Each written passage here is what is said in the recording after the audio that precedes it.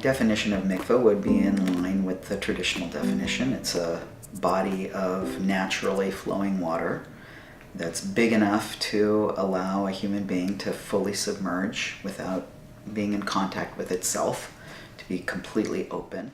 Going to that kind of next deeper level of how I would define it is that it's a physicalized experience that is attending to a moment in a person's life of shifting, of transformation. Bodies and gender and sex and ways of moving through the world are totally fluid and expanded. So mikveh to me is any collection of water, really.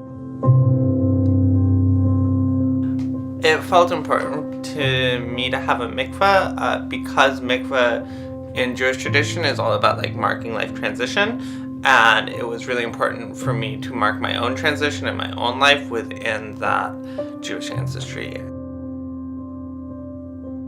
As a ritual, I think it's profoundly needed for human beings to take a moment when we are in a place of transition and mark it. And to have it be in water, where and nude, where you're stripped of all the artifice, whatever that is.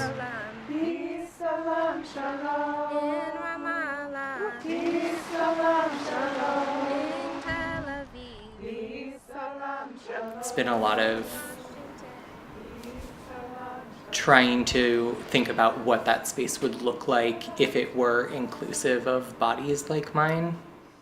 Especially those of us who haven't been welcomed in like traditional mikveh spaces, have pushed ourselves away from that ancestry, from that heritage, from those traditions. And I think there's immense power in those traditions. And I think it's really important that folks who have been marginalized in those spaces reclaim that space and reclaim those traditions as our own, because they're, I think, that much more important for folks who do experience various kinds of marginalizations.